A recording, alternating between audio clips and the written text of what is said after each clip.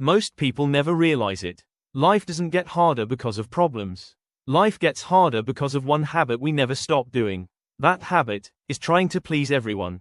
From a young age, we are taught to fit in, to say yes when we want to say no, to stay quiet when we want to speak, to live the life others expect from us. And slowly, we forget ourselves. We worry about opinions. We overthink small things. We feel guilty for choosing our own happiness. But here's the truth. No matter what you do, people will judge you. If you succeed, they'll say it was luck. If you fail, they'll say they knew it. If you stay silent, you're weak. If you speak up, you're rude. So why suffer trying to satisfy everyone?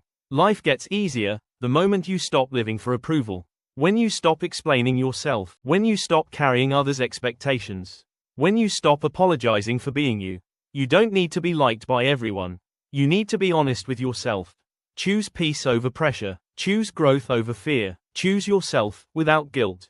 Because the day you stop doing this one thing, trying to please everyone, that's the day life finally starts feeling lighter.